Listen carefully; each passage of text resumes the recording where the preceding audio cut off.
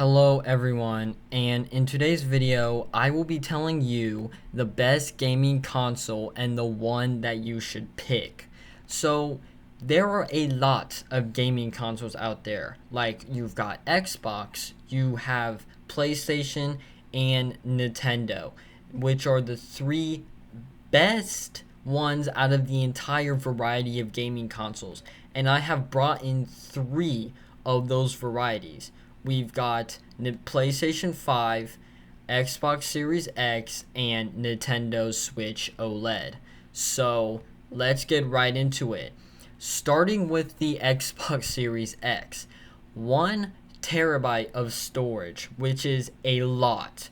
And you'd expect that for a new techie version of a giant console, because it literally is a giant console. But it only has 802 gigabytes of user storage, meaning that the system itself takes up a lot of gigabytes of storage.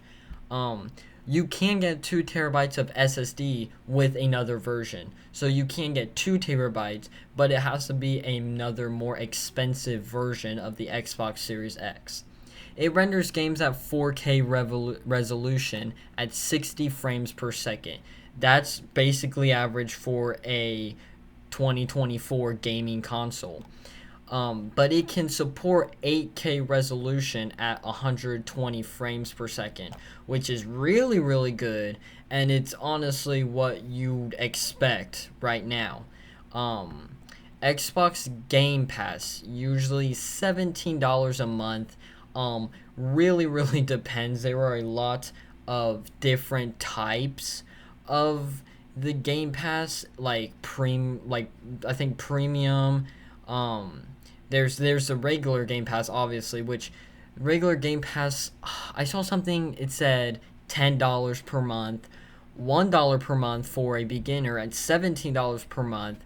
So I don't know. I just put $17. I do have an Xbox myself. It cost 17, but I mean, there's other things saying it's 10, something saying it's 1. I don't know, but 17 what I pay, so I'm probably guessing it's what everybody else is going to pay. It has 8 core CPU, but clocked in at 3.8 gigahertz, which is really, really, really good. So, PlayStation 5, 825 gigabytes of storage. Um, Pretty good. Um, with the system itself in it, it's about 600 gigabytes of user storage, which is good, but Xbox is just clearing that completely.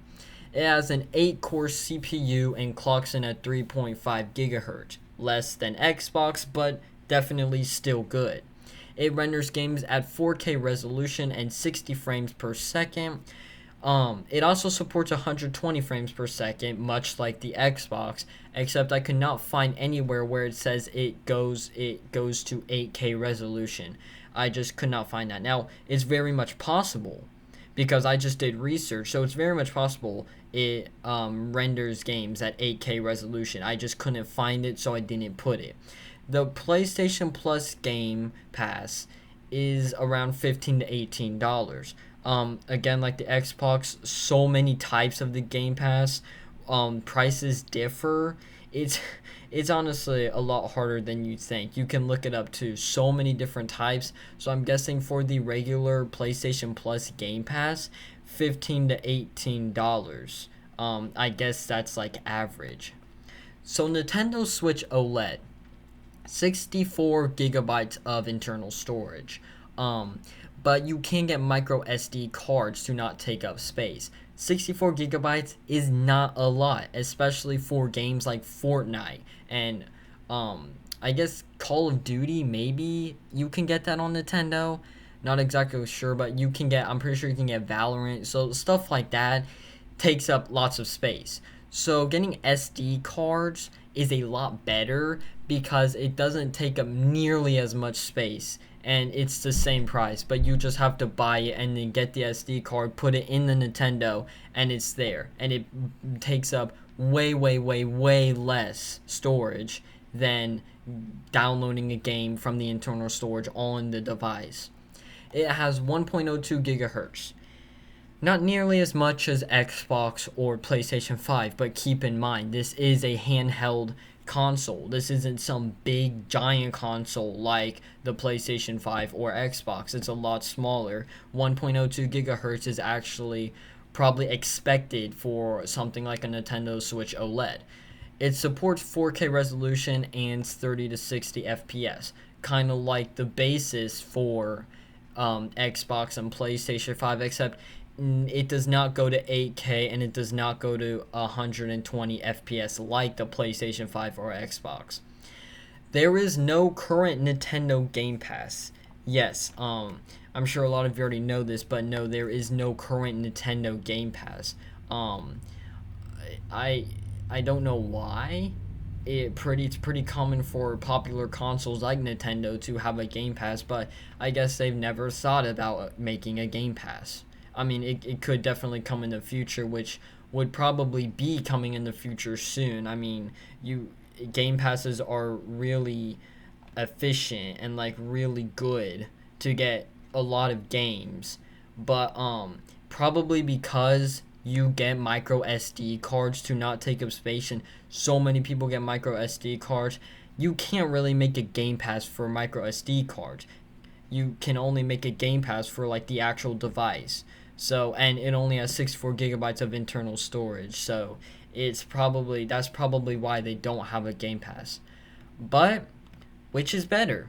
Well, I think, in my honest opinion, the Xbox Series X takes the win. Um, it's a complete powerhouse. It's got a lot more power than the PS5 and Nintendo. A lot more. Um, it's also built like a brick, built like a tank, is what I say. Um, Durability is not something people really think about, but trust me, if you drop this thing, you're okay. I mean, this thing is, like I said, built like a tank. It's really hard to break. Um, it's got more gigahertz than both OLED PlayStation 5. It's got better resolution as far as what I know than PlayStation 5 and Nintendo. And it's just overall better. The only thing PlayStation has over OLED and Xbox is the controller and the games. The controller has just way more um basically interactive stuff to do with the stuff it can do. It just has way more of that than like the Xbox controller or Nintendo OLED. But and then the games a huge selection. You can't beat PlayStation when it comes to games. Xbox, really good games. OLED, really good games. But PlayStation, you just can't beat it. You just can't beat that selection. It's wild. um but yeah, Xbox is just in general a better console and wins the console fight for what is the best console. um but what do I prefer? Well, I prefer the Nintendo. Um, I don't, cause I have an Xbox. Um, it's not Series X. I will be getting Series X soon, upgrading to that. But the Xbox is better, but Nintendo is just good in its own way. It's a handheld. You can take it anywhere. I mean, going on vacation, you can't just grab your Xbox Series X or PlayStation 5 and get in the car. Like, you can't just do that and then play it on the way. This handheld is perfect for vacations or going far away or going to someplace. It's legit perfect. And I'm fine with the gigahertz. I'm fine with the resolution. I'm fine with all of it. It's really good. It's not the best. It's not better than the Xbox Series X or PlayStation 5, but it's good enough for me. And you don't need that high of it to play the games on OLED. You just don't need it that high. It's a handheld console. So, yeah, and also the price. The price is only $350. It's less than PlayStation 5 and Xbox, which um PlayStation Xbox is $500. Series X is $500. I don't know how much the 2 terabyte SSD is, or I think the 2 terabyte might actually be an add-on to it. But the Xbox Series X, the regular itself version, no game add-ons or anything, is $500. PlayStation 5, not so sure. I think I saw one for 600. I think I saw one for 450. There is a difference between the regular and the slim version. We're using the regular version right now, but I think the regular is 600 and the slim's 450. I don't know. I could have that all mixed up. But yeah. So I prefer this, but if you like one of those consoles, which I mean, I'm pretty sure everybody likes the consoles that you attach, that you can connect to the TV, play at home, then I definitely say the Xbox. But you can also buy this and connect this to the TV, which is also really good. And as you can see there, the controller, that would be for when you're playing it on the TV, and that dock is to put the Nintendo into it to connect it to the TV. But yeah, for TV, definitely Xbox. $500 is actually not a lot for that super powerhouse of a console, but $350 is really good for a OLED. I mean, that's really good for OLED. Connect to the TV, handheld, take it anywhere. Yeah, so what I prefer for trips, for stuff like that, for just like chilling out, definitely this. But for TV, for master gaming, I guess you could say, I prefer Xbox or PlayStation 5, okay? Xbox might be better, but PlayStation 5 is still really good. So either one, whatever you choose. But yeah, that's it for this video. I hope you guys enjoyed. Leave a like if you did, and comment what you guys think, and I'll see you in the next